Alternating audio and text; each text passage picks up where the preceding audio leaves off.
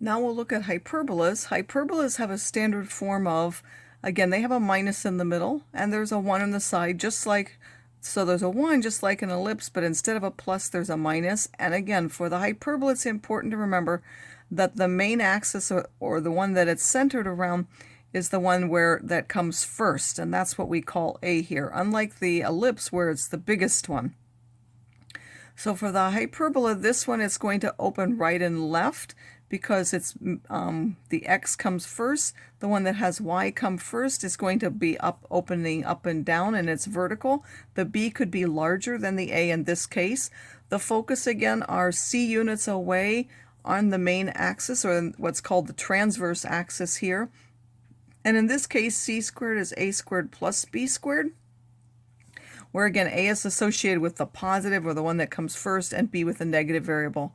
The asymptotes, if the center is 0, this is really if the center is 0 here, which I've given. That's not for an HK. You have to adjust, so that's not quite accurate there. What I have written, this is when you have the center 0, 0. You have to adjust them for the center otherwise.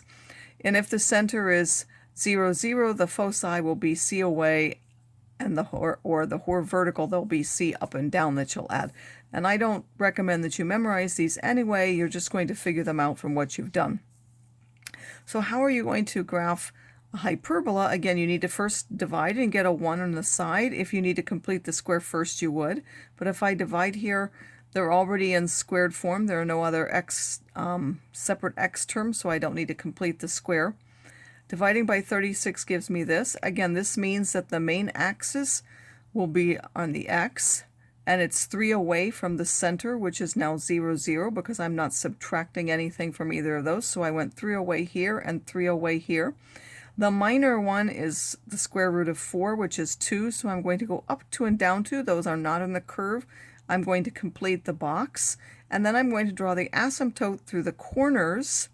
That will be this asymptote, and this one has a slope of 2 over 3, and this one is minus 2 over 3. So we have y is plus or minus 2/3 x. A is 3 and b is 2, so how can I find the foci now? Remember, that's the square root of a squared plus b squared, and then I'm going to take the square root to find c. Once I find the c is the square root of 13, then from the 0, 0, I'm going to go the square root of 13 this way and the square root of 13 this way. That gives me my foci. So the vertices are plus or minus 3 with a 0. And then the foci are plus or minus the square root of 13 with 0. For this particular one, again, I'm going to divide by the square root of 144.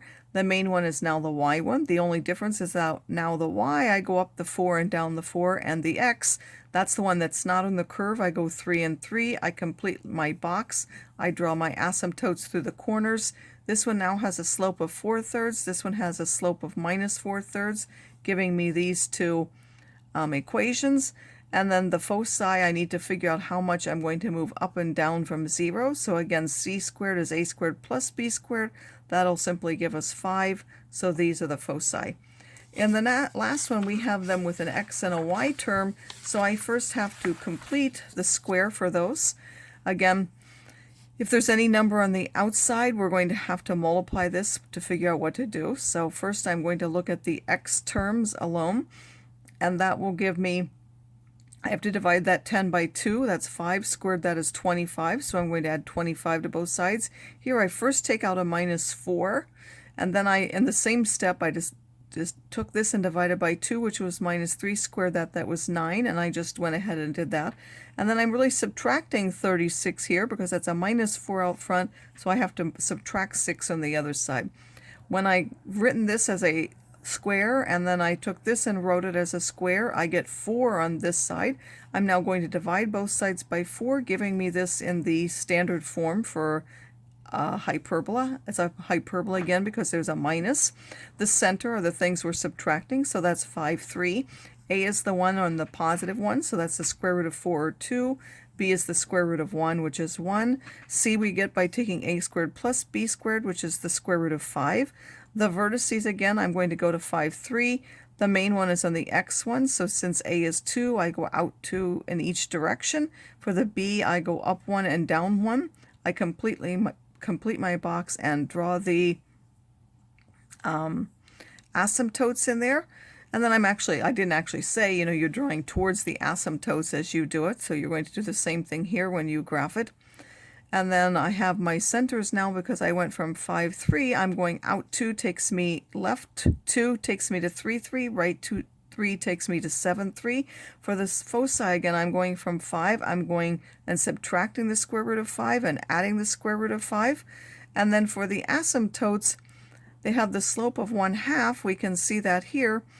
And then how can I find this? Well, I could use the fact that they go through the 0.15, and I could use point slope form to say that's y equals minus 1/5. I have one with 1/2 y minus 3. The y value is 3, so y minus 3, and then x minus 5.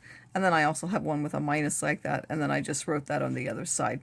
So you can do that from point form. You could have also done it in point slope form and gotten an equation. I could have simplified this here, but that's the easiest way to do it. So in the problem set, what are you going to do? You're going to identify the conic section. Remember, if there's no x, not only one squared term, it's going to be a parabola, meaning I don't have both an x squared and a y squared.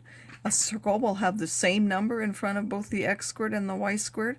Hyperbola will have a minus in between the x and y terms, and then the ellipse will have a plus in between them. For the parabola, you need to give the vertex, the foci, and the directrix, and then also graph those things on your graph. Also make sure you're giving your domain and range. The circle, you're going to give the center and the radius, and graph it, of course, as well. And if it's an ellipse or hyperbola, you're going to give the center, the vertices, and also the covertices for an ellipse, and then the foci. It would be also great if you tried to write the equations of the asymptotes that you get for hyperbola. It's not essential. You do at least need to draw them in, but if you can give those asymptotes, it would be better if you do that. Again, remember that for the one with the plus, which is the ellipse, you do c squared as a squared minus b squared. And for the one with the minus, which is the hyperbola, you use c squared as a squared plus b squared in order to find the value of c.